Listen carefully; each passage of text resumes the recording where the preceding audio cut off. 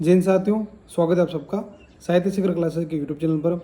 आप लोगों के बहुत सारे कमेंट आ रहे थे कि सर रेट को लेके एक वीडियो बनाइए और रणनीति के बारे में बात करनी है, बुक्स के बारे में बात करनी है। और आप जिस प्रकार मोटिवेट करते हैं, आप जो रणनीति बताते हैं वो हमें बहुत अच्छी लगती है। और हम चाहते हैं कि आप एक रेट लेवल 1 को लेके, रेट लेवल 2 को लेके भी वीडियो लाइए और बुक्स के बारे में किस प्रकार तैयारी करनी है, कि स्टडी का क्या तरीका रखना है, उसके बारे में बात कीजिए। तो आज इस वीडियो में हम बात करेंगे कि जो अभ्यर्थी रेट की तैयारी कर रहा है उसे अभी किन बातों पर ध्यान देने की ज़रूरत है। रेट लेवल 1 और लेवल 2 के लिए क्या बुक्स होनी चाहिए और क्या रणनीति होनी चाहिए, इसके लिए मैं अभी तैयारी कर रहा हूँ। क्योंकि मेरे जो बहुत सारे ऐसे साथी हैं जो रेट लेवल 1 से लगे हुए हैं, लेवल 2 से लगे हुए हैं, तो उनसे पूछ के उनके एक्सपीरियंस और उन्होंने कौन कौन सी बुक्स पढ़ी है उनसे सुझाव लेके मैं एक पूरा एक डिटेल में जो है वीडियो रेट लेवल 1 को लेके अलग बनाऊंगा और रेट लेवल 2 को लेके अलग बनाने वाला हूँ। आप इस चीज़ की चिंता ना करें, बहुत जल्द वह आपको वीडियो मिलने वाला है। आज अभी इस वीडियो में बात करेंगे कि वर्तमान में रेट की जो तैयारी कर रहा है, मेरे हिसाब से वह अभ्यर्थी सबसे ज़्यादा कन्फ्यूजन में है। क्योंकि पात्रता है और मेन मुख्य परीक्षा है। और क्योंकि जो रेट की तैयारी कर रहा है, अधिकांश अभ्यर्थी वह हैं जो बीएसटीसी करके आए हैं, बीएड करके आए हैं। और बीएसटीसी करके आने वाले रेट लेवल 1 के लिए अभ्यर्थी तो उनकी एज वैसे भी बहुत कम होती है, 19-20-21 साल के आसपास के वो अधिकांश अभ्यर्थी होते हैं। और जो फ्रेशर होते हैं, भले ही वो बीएड करके आया हो या फिर बीएसटीसी करके आया हो, जो अभ्यर्थी फ्रेशर होते हैं उनके सामने बहुत बड़ी चुनौतियाँ होती है।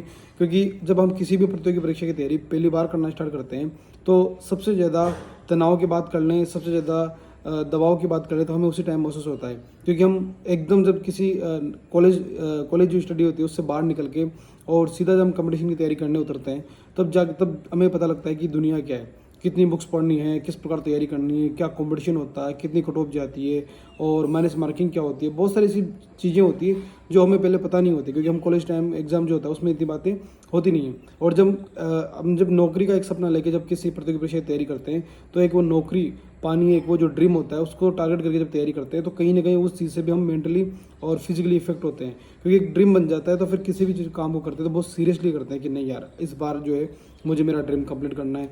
और उस ड्रीम में केवल आप ही नहीं बल्कि आपकी फैमिली के लोग, आपके परिवार के लोग, हर व्यक्ति आपसे जुड़ा हुआ होता है। हर व्यक्ति की एक आस होती है कि ठीक है यार, इस बार ये जॉब लग जाएगा तो चलो ठीक है, कुछ और भी लाइफ में कुछ करना है। तो कहीं ना कहीं आपके ऊपर एक बहुत सारी जिम्मेदारियाँ होती हैं। और मेरा ये मानना है कि जब तक हम जिंदगी जीते हैं और जब एक टारगेट बना लेते हैं, जब से जॉब लगने का जो टारगेट होता है, जब तक जॉब मिलती नहीं है तब तक ठीक है, जीवन चल रहा है। पर वो एक होता है ना, सुकून सा महसूस होता है कि नहीं यार बस अब ठीक है, इतना तो हो गया, बाकी अब जीवन में कुछ भी करूँ उससे कोई दिक्कत नहीं है, पर इतना तो मुझे करना ही था। क्योंकि ये समाज ही ऐसा है। जब हमारा समाज क्या है कि जो व्यक्ति जैसे बोलते हैं ना कि उगते हुए सूरज को तो सब जल चढ़ाते हैं, अर्घ्य देते हैं, प्रणाम करते हैं, लेकिन डूबते हुए सूरज को कौन करता है? कोई नहीं करता। वैसा ही जीवन है। जब आप आगे बढ़ोगे, नाम करोगे, सक्सेस हो जाओगे तो सारे लोग आपको जो है, समाज, हर व्यक्ति आपको प्रणाम करेगा, हर व्यक्ति आपको मानेगा कि नहीं, इस व्यक्ति ने संघर्ष किया है, इस व्यक्ति ने विजय प्राप्त की, इस व्यक्ति ने ये काम करके दिखाया। और जब आप असफल हो जाओगे तो वही व्यक्ति आपकी आलोचना करेंगे, क्या करता था ये बाहर रह के, कोई बड़ा बड़ा ही नहीं करता था या कुछ नहीं किया इसने इसके लाइफ में। तो एक मेंटली हमारे दिमाग में होता है कि नहीं, मुझे कुछ करके दिखाना है। और जब हम सोचते हैं किसी ड्रीम को लेके और जब तैयारी करना स्टार्ट करते हैं तो उस समय ऐसी ऐसी बातें हमारे सामने आती है जब हम उनके बारे में पहले कभी सोचा ही नहीं था। तो जो अभ्यर्थी रीट की तैयारी कर रहा है, मेरा ही मानना है कि वह अभ्यर्थी सबसे ज़्यादा कन्फ्यूजन में इस समय। क्योंकि जो व्याख्याता की तैयारी कर रहा होता है, वरिष्ठ अध्यापक की तैयारी कर रहा होता है, कहीं ना कहीं उनके पास एक थोड़ा लंबा अनुभव होता है कि चलो ठीक है वो बीएड करके आते हैं। और फिर जब वरिष्ठ अध्यापक के हिसाब से सोचते हैं तो कहीं ना कहीं उनका जो ग्रुप होता है, या फिर व्याख्याता की सोचते हैं तो एमए करके आते हैं उसी विषय में, तो थोड़ा एक्स्ट्रा लेवल पे उनका माइंड हो जाता है, पढ़ाई करते हैं, हर चीज़ करते हैं। लेकिन जो रीट का अभ्यर्थी, जैसे मान लो जो लेवल 1 से तैयारी कर रहा हो, वो तो 20 साल की एज में तैयारी करने लग गया, 19 साल की एज में तैयारी कर रहा है। क्योंकि जैसे रीट बीएसटीसी कर रहा है तो फाइनल ईयर होता है उसी में ओपेनिंग में तैयारी करना स्टार्ट कर देते हैं बहुत सारे अभ्यर्थी। उस समय उन्हें पता ही नहीं है कि कहाँ से शुरुआत करें। तो उन अभ्यर्थियों के लिए, जो अभ्यर्थी चाहते हैं कि सर हम किसी भी प्रतियोगी परीक्षा, विशेषकर रेट को लेकर बात कर रहा हूँ, लेकिन भले या फिर किसी भी प्रतियोगी परीक्षा की तैयारी कर रहे हैं और आप चाहते हैं कि सर हमारा सिलेक्शन पहली बार में हो, जिस प्रकार मेरा सिलेक्शन हुआ है व्याख्याता में, फर्स्ट अटेम्प्ट में सिलेक्शन हुआ, सेल्फ स्टडी सिलेक्शन हुआ, स्वाध्याय से सिलेक्शन हुआ, घर पर रह के सिलेक्शन किया, ये सारी चीज़ें ऐसी है जो आप भी कर सकते हैं। आपके सामने अगर ये समस्या आ रही है ना कि सर मैं गांव में रहता हूँ, सिलेक्शन नहीं होगा क्या, सर मैं सेल्फ स्टडी कर रहा हूँ, सिलेक्शन नहीं होगा क्या, सर मैं कोचिंग नहीं कर पा रहा हूँ, सिलेक्शन नहीं होगा क्या, सर जो है मेरी परिस्थिति ऐसी विपरीत बन रही है, क्या मेरा सिलेक्शन नहीं होगा, तो ये सब जो है बहुत छोटी बातें हैं।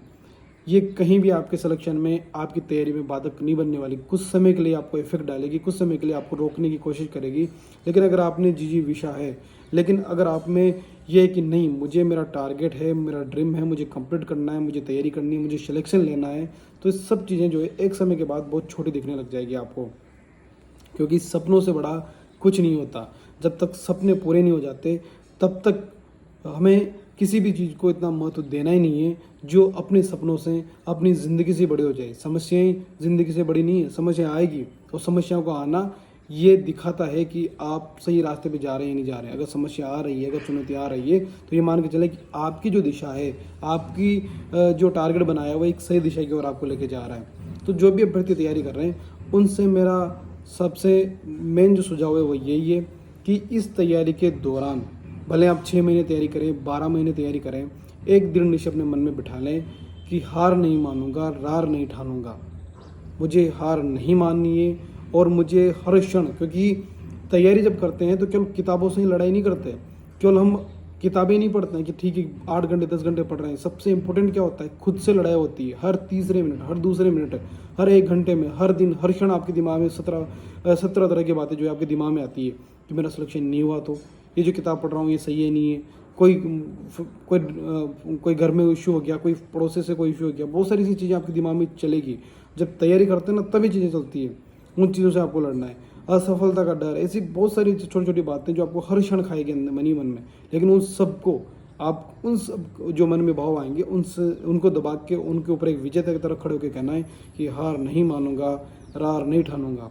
वह दशरथ मांझी का जो है डायलॉग है ना माउंटेन मैन में, नवाजुद्दीन सिद्दीकी जी का, कि जब तक तोड़ेंगे नहीं तब तक छोड़ेंगे नहीं। ये दृढ़ निश्चय कर लिया कि भले कैसी भी कंडीशन बन जाए मुझे रुकना नहीं है, मुझे सिलेक्शन लेना है।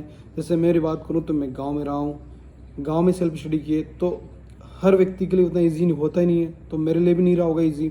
गांव में आप जानते हैं कि लाइट नहीं आती, बहुत सारे इश्यू बनते हैं, वो सब मेरे साथ भी बने हैं। लेकिन एक चीज़ थी कि नहीं, मुझे करना है। क्योंकि ये जो समय चल रहा है ना, अगर आज हमने बहाने बना लिए कि यार मेरी कंडीशन इस तरह, मैं बीमार हो गया हूँ, या फिर मेरा फैमिली इशू हो गया है, या फिर मेरे पास पैसे नहीं है, या फिर मैं ये चीज़ कर नहीं पा रहा हूँ, मुझे टाइम नहीं मिल रहा है, अगर ये सारी चीज़ें आपने जो बहाने बना लिए ना, तो आज नहीं तो कल वापस ये समय आपके सामने आके खड़ा हो जाएगा और फिर आपको वापस तैयारी करनी स्टार्ट करनी पड़ेगी। और जब आप तैयारी करना स्टार्ट करोगे तो इस समय जो आपकी जो साथी तैयारी कर रहे हैं वो कहीं ना कहीं चयनित होकर अपनी सेवा दे रहे होंगे, और फिर आपको लगेगा कि काश उस समय मैंने गलती ना की होती, उस समय मैंने इन चीज़ों को समझ लिया होता कि मेहनत के अलावा जीवन में सफल होने के लिए अलग कोई विकल्प नहीं है। एक मेहनत ही ऐसा रास्ता है जो आपकी सफलता की, आपको मंजिल की ओर लेके जाता है। और आप चाहते हैं कि सर हम सफल हों, आप चाहते हैं कि सर हमारा चयन हो, तो ये बात ध्यान रख लें कि मेहनत को अपना जीवन का एक अंग बना लें। बहाने बनाने की जो आदत है उसे ख़त्म कर दें, उसे बिल्कुल छोड़ दें। कितनी भी विपरीत परिस्थितियाँ बने, एक चीज़ मन में ये याद रखनी है कि खुद को एक लेवल पे एनर्जी किस प्रकार आप बनाए रख सकते हैं, ये सबसे इम्पोर्टेंट है। किस प्रकार आप खुद को पॉजिटिव बनाए रख सकते हैं, ये सबसे इम्पोर्टेंट है। जितनी भी चीज़ आपके सामने चीज़ें हैं ना, कि वो जिस चीज़ से भी आपको डर लगे कि ये अगर हो गया तो क्या होगा, उस डर को वहीं ख़त्म कर दो। उस चीज़ को सोचो कि डर आया क्यों। जैसे असफलता का डर आ रहा है तो एक चीज़ सोचो कि क्या आप तैयारी नहीं कर रहे हो, क्या आप किताबें नहीं पढ़ रहे हो, क्या आप मेहनत नहीं कर रहे हो, कहीं आपकी मेहनत में कमी है। अगर आपको लग रहा है कि यार मैं जो मेहनत कर रहा हूँ उसमें कमी है, तो फिर वो डर आपको लग रहा है। जब आप खुद के मन को कहो ना कि मैं जितनी मेरा बेस्ट दे रहा हूँ और इसमें सिलेक्शन होगा, सिर्फ मेरा ही सिलेक्शन होगा, एक कॉन्फिडेंस होना चाहिए आपका। जैसे मैंने जब तैयारी की तो मैंने 2-2.5 महीने तक लगभग मैं 16-16 घंटे पढ़ा। तो जब मैं खुद सोचता था, ये दिमाग में जब मेरे मन में ये बात आती थी कि मेरा सिलेक्शन अगर व्याख्याता में नहीं हुआ तो क्या होगा, तो मैं एक चीज़ मेरे दिमाग में जब आती तो मैं एक चीज़ बोलता था मन को कि अगर मेरा सिलेक्शन नहीं होगा तो फिर किसका होगा। जो बंदा 16-16 घंटे पढ़ रहा है, जो दिन रात एक कर रहा है, जिसे न खाने की सुध है न पीने की सुध है, जो बस पढ़ाई में ध्यान दे रहा है, जिसे हार्ड वर्क कर रहा है, दिन रात एक कर रखे हैं, जो कब सो रहा है कब उठ रहा है उसे खुद नहीं पता, जो 16 घंटे पढ़ रहा है उसे जब नहा रहा है तभी दिमाग में वही चीज़ें चल रही है, जब खाना खा रहा है तब सामने वीडियो चल रहा है। जब इतनी सारी, अगर आप इतनी मेहनत कर रहे हो, जिसने घर से बाहर कदम रखना ही छोड़ दिया, जिसे ये नहीं पता अगर लाइट जा रही तो मोबाइल के टॉर्च पे पढ़ रहा है, हाँ? अगर जिसके पास किताब नहीं है, मार्केट में टाइम नहीं है कि मार्केट में जाओ, तो दूसरे से बोल के किताब मंगवा रहा है कि नहीं मुझे घर पे रहना है, कहीं बाहर निकलना नहीं है, हर चीज़ छोड़ रखी है, मात्र 4-4 5-5 घंटे सो के पढ़ रहा है, तो उसका सिलेक्शन नहीं होगा तो फिर किसका सिलेक्शन होगा। ये चीज़ होती है, वो चीज़ मुझे अपने आप कॉन्फिडेंस आता था कि नहीं, मैं सही डायरेक्शन में जा रहा हूँ और मेरा सिलेक्शन श्योर होगा। अगर ये चीज़ अगर आपके दिमाग में आती है, अगर आपके मन में अगर ये डाउट आता है, तो आप देखें कि आप किस लेवल पे तैयारी कर रहे हैं, किस लेवल की आपकी सोच है, क्या आपने रास्ता चुन रखा है।